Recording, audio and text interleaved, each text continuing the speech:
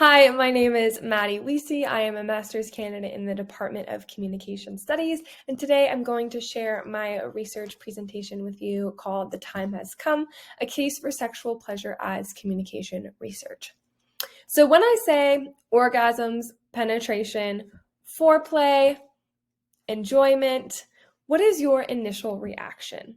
Normally, talking about such things, especially in an academic and professional presentation setting, is extremely uncomfortable. But why is that? These topics are extremely stigmatized, especially in academic institutions. And the funny thing is, in these institutions, we can do research to help promote sexual health and well-being instead of further stigmatize this topic. And so I really want to argue and chat today about how we can use communication frameworks to better the sexual health and well-being of our future generations.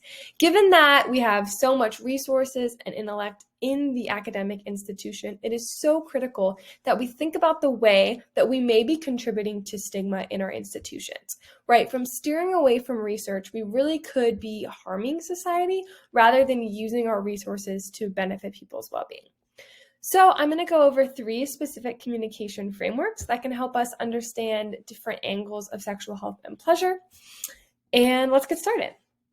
So first, I want to define sexual health and pleasure. So sexual health can be defined as a state of physical, mental, and social well-being in relation to sexuality, and the possibility of having safe and pleasurable experiences free of coercion, discrimination, and violence. And then when we think about pleasure, pleasure is defined as the physical and or psychological enjoyment derived from solitary or shared erotic experiences. And the key factors contributing to this are self-determination, consent, safety, privacy, confidence, and the ability to communicate. So all of these are super important to know as we think about pleasure.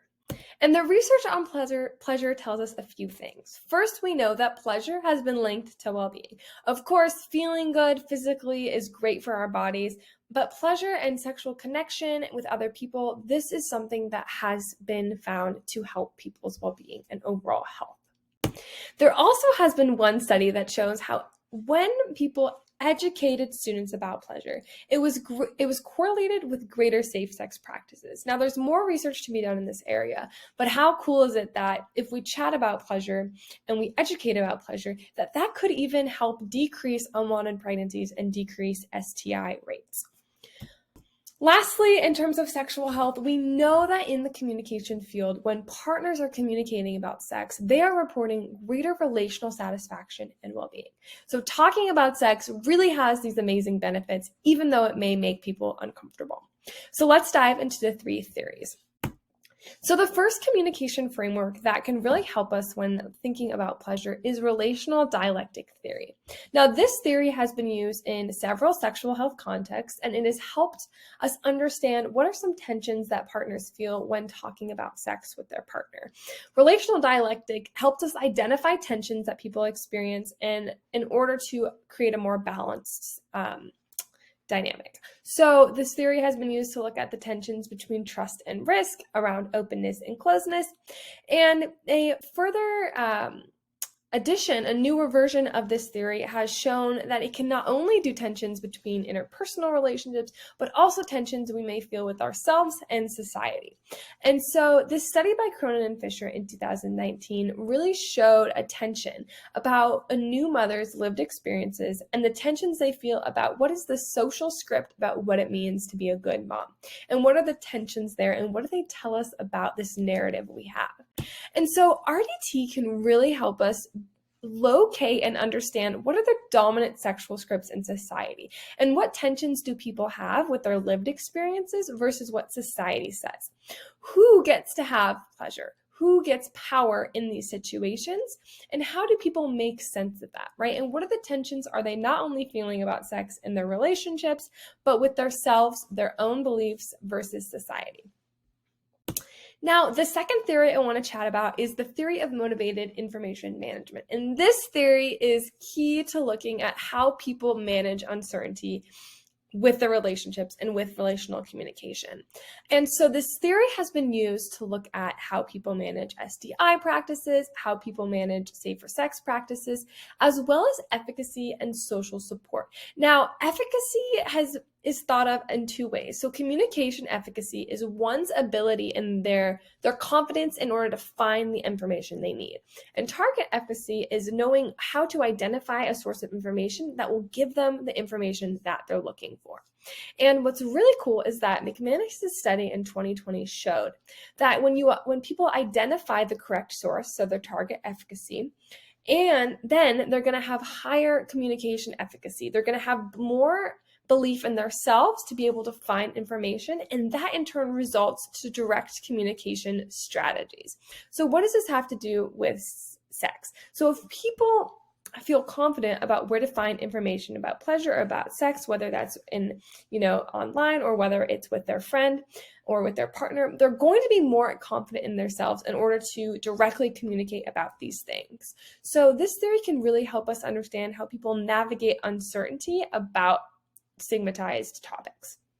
Additionally, this theory can really highlight what is the role of emotion and shame and guilt in people navigating these uncertain topics. Additionally, this theory accounts for the transactional nature of communication, so not only directly sending and receiving messages with others, but how one responds to you then impact your own communication. So if you chat with a friend or a partner you disclose something private about, a sexual fantasy, and they respond with shame and guilt, that's then going to in turn your communication style, right? So this theory accounts for the give and take in communication. Now, the last theory I want to talk about is communication privacy management. This theory is all about how people navigate private information and what's more private than our deepest fantasies and desires. And this theory has been used to study HIV disclosures in China, as well as sexual disclosures of fantasies. And what's really key about this theory is that it helps us identify fear and shame. So in the HIV study, none of the people reported their HIV status with their sexual partner. And so it is so crucial that we understand the barriers to disclosure, because this is a health concern, right? If people are not disclosing their STI status with their partners, they could be spreading things, all because of stigma, right? So what is the role of fear and shame in disclosure? What are the barriers and motivations that people have to disclose? And what is the role of stigma in terms of talking about sex and pleasure with one's partner? All of these questions can be answered by communication privacy management and doing research with this theoretical framework. Now, ultimately, these three different theories are amazing theories to look at communication and pleasure and sexual health, right? It helps us learn about why do people avoid conversations, what are the benefits and the cons of direct versus indirect communication, and what gaps are people experiencing in their relationships about talking about pleasure, and what does that do to people's relational as well as their overall health and well-being. And so what communication can do is it can improve relational health, and it can also be used to construct new discourses that promote better health practices, right? Social psychology has done amazing in this field, but communication really gets at the discursive piece, it gets at the relational health, and it gets at what are the actual messages we're saying and how is that impacting us. And so to conclude, communication can give us amazing insight, not only into communicating about consent and safe sex practices, but how to talk about pleasure in order to contribute to higher relational health and satisfaction rates. The sexual health and well-being of future generations really rests on the fact that educational institutions such as UNLV is using our power and resources to highlight ways to reduce stigma, to decrease alarming sexual health statistics, and to orient sexual health in terms of pleasure. By repressing taboo topics in research and in our own lives, we are only further harming the sexual health and well-being of people. Because as Adrienne Marie Brown says, there is no way to repress pleasure and expect liberation, joy, and satisfaction. So perhaps studying sexual pleasure could spark liberation and freedom in our own lives as well as in research. So hopefully this presentation inspired us to continue researching taboo topics and to fight stigma in the academic setting as well as in our own bedrooms. Thank you.